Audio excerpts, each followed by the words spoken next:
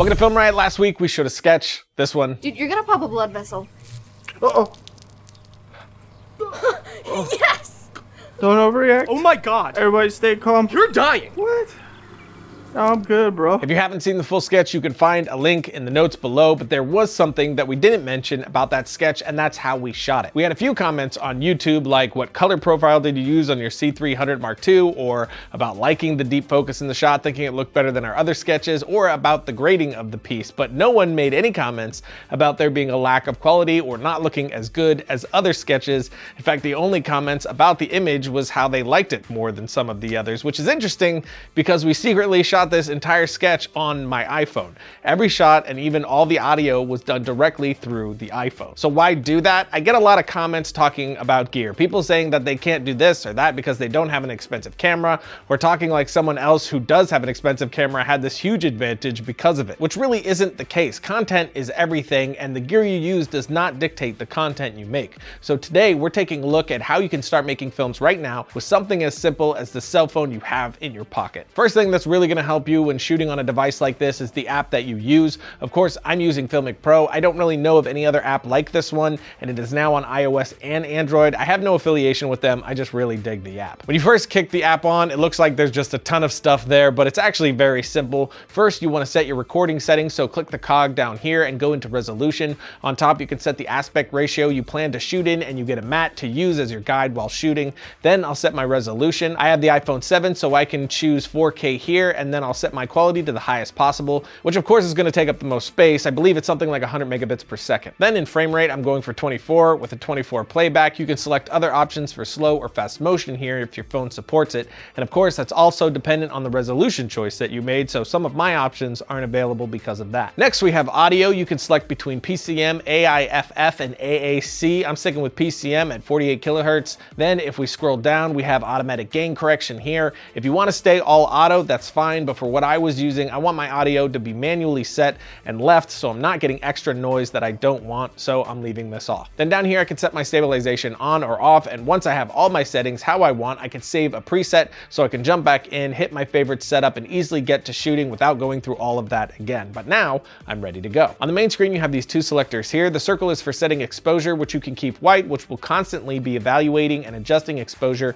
based on what's inside the circle, or you can set it over an area and set the exposure that you want, then tap it to turn red, and you have your exposure locked. The same with this one, except this is for your focus. You can also swipe from the right to get focus zoom rocker if you would rather, or swipe from the left to get exposure controls, which you can change your ISO here and your shutter. And as you adjust, you get some useful feedback with the blue line showing where you're underexposed and the white showing where you're overexposed. Then up here, you can toggle on and off your zebra for exposure false color, with green properly exposed, red over and blue under, and focus peaking to help get proper focus. Then down here, we select this color area and we get our white balance, which you can dial it in or just select a preset.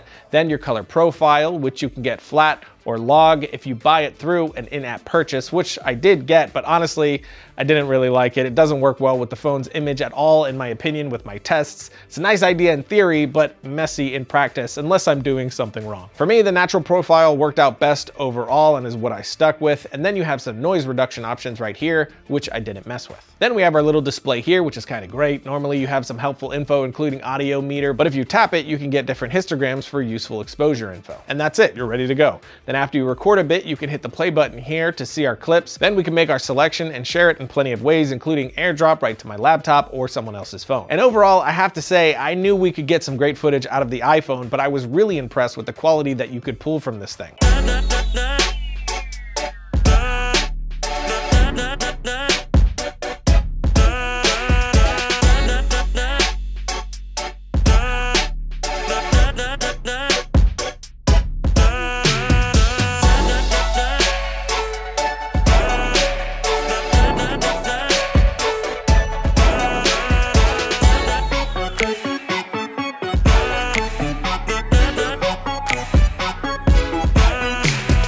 The song that I used there I got from Artlist. If you're interested in knowing what track that is and where to find it, check the link in the notes below. And some of these shots are done using my DJI Osmo Mobile, which is like the Osmo that we use to shoot our action month.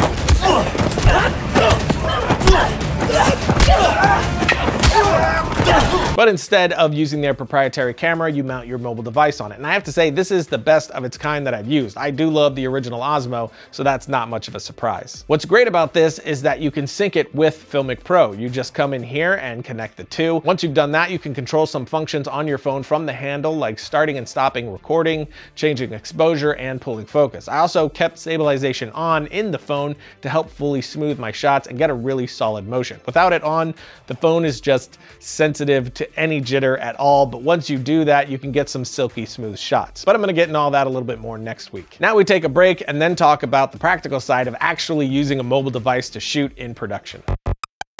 If you're a budding filmmaker, entrepreneur, innovator, domain.com is a place to go when that next idea hits you. When you buy a domain name from domain.com, you're taking the first steps in creating an identity and vision for your brand or idea. The world's top 2 premier and most recognizable domain name extensions are .com and .net, which means those are the ones that are going to help you build your brand and expand your presence online the best. And for a limited time from now until August 31st, you can get 35% off when using the coupon code FilmJumbo. When you get domain names, web hosting, and email, just use that coupon code. And when you think domain names, think domain.com.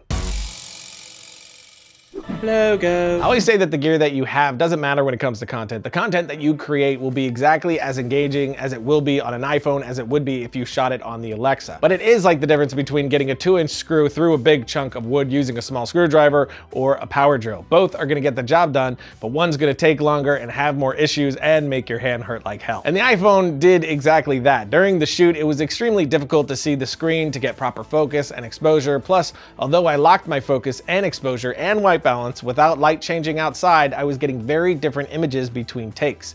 No idea why. We had the saturated image here with the shadow detail completely gone. Then in this one, we have a more flat and warm image, but I never changed those settings. Plus, placing the square over the face to get focus didn't always work out for me in the end. In many of the shots, the focus ended up not being on the face, but on the fence behind them, even though I checked peaking and everything seemed right. It was really impossible to see if the shot was actually in focus or not on the phone. Some of the shots I was able to salvage, but some of the shots I wasn't. We had to go out and reshoot. I mean, with those shots, also the audio wasn't working properly. The dongle ended up getting unplugged a little bit, so we were getting all audio inside of the phone. So we did have to reshoot just inside, which is why with a lot of this BTS, you'll see he's in 2 different shirts. But for the out of focus shots that I could salvage, I just brought those into After Effects, duplicated my layer, and masked around my characters on the top layer. Then I could just sharpen the actors and soften the background. And again, I was really surprised how much I was able to push the iPhone image. I thought for sure it was gonna break when I pushed the sharpening this much. And now granted, with all of these issues, a lot of it is coming from not having a lot of time shooting this way. I didn't do much testing and jumped right into it with this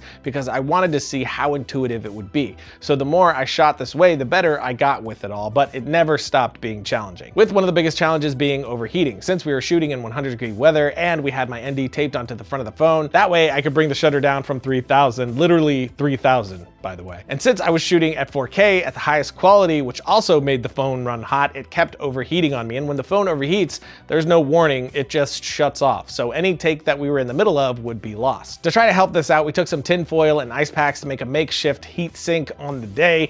And though that did help a little bit, we still ran into the issue for the entire shoot. So again, there are many limitations and frustrating issues that you don't have to deal with when using pricier, proper cameras. But the point here is that this sketch would have been the exact same if we shot it on the C300 or the iPhone like we did. So whether you have a cinema camera, a DSLR, or just your cell phone, if you really want to be a storyteller, there is absolutely no excuse anymore. The only thing stopping you nowadays is your own drive and passion to create, and that's a pretty amazing thing. Ta-da. And that's it for today. Of course, links to everything we use can be found in the notes below. And if you dug the episode, subscribe if you haven't, and if you have, make sure you hit the bell so you can be notified when we put up new episodes. And I'll see you next week when I dig a hole in the studio floor to get the low angle shot that I want.